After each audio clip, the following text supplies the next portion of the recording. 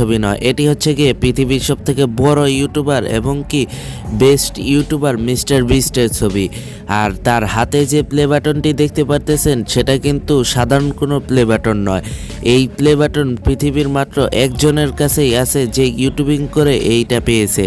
ইতিমধ্যেই কিন্তু তার 420 মিলিয়ন সাবস্ক্রাইবার হয়ে গেছে। 400 মিলিয়ন উপলক্ষে কিন্তু ইউটিউব থেকে কাস্টমাইজ করে তাকে এই প্লে বাটনটি দেওয়া হয়েছে। আর তাকে দেওয়া হয়েছে ইউটিউবের সিও নীলমোহন রায়ের মাধ্যমে। ছবিটির মধ্যে কিন্তু তাকেও দেখা যাচ্ছে।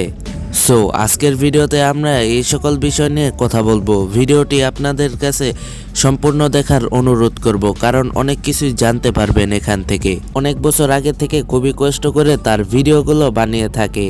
তার ভিডিওগুলো একসময় কোয়ালিটিফুল ছিল না, তবে আজকের দিনে দাঁড়িয়ে দেখেন তার ভিডিওগুলো কতটা কোয়ালিটিফুল এবং সে তার ভিডিওর পিছনে কত টাকা খরচ করে থাকে। আপনারা আরেকটা জিনিস জানলে অবাক হবেন যে সে কিন্তু এই বছরেই একজন বিলিয়নিয়ার হিসেবে পরিণত হয়েছে। তার মোট সম্পত্তির পরিমাণ 13,000 কোটি টাকারও বেশি, যা রোনালদোর থেকে অনেক গুণ বেশি। আরেকটা মজার বিষয় হচ্ছে গিয়ে সে কিন্তু 24 থেকে 25 বছর বয়সে বিলিয়নিয়ার হয়েছে, যেটা আগে কখনো হয়নি।